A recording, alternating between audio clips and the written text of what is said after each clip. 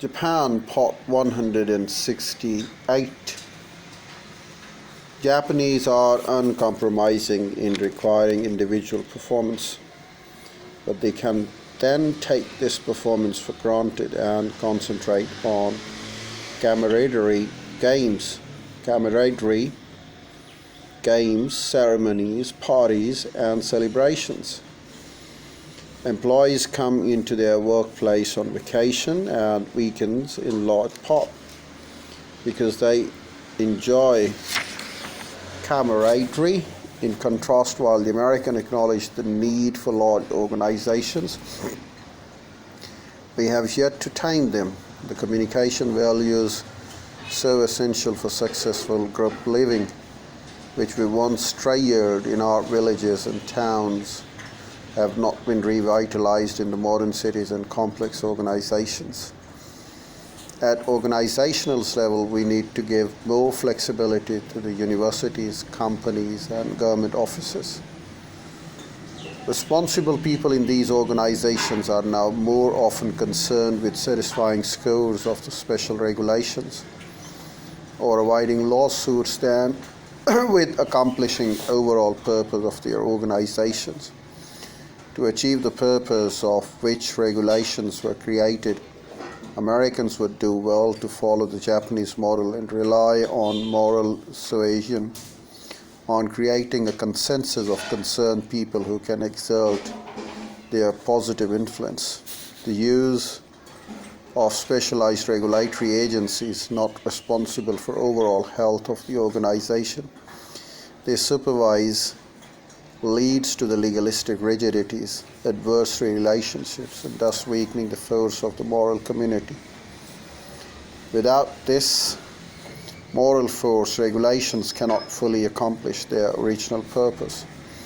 At all levels, from the individual to the highest government offices, we must restrain the use of adversary relations if we are to avoid the decisiveness that makes cooperation for mutual benefit untenable. Aggregation of interest.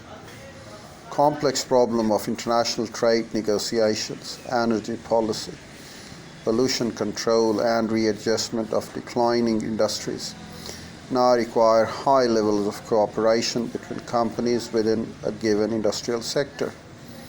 And between the companies, the American government antitrust legislation should be adjusted to encourage this cooperation, and flexible administrative rather than rigid legal procedures should be found for dealing with the dangers of monopoly and oligopoly, not in the public interest. The legal risk of working together now encourage companies to make individual arrangements with the bureaucracy and politicians,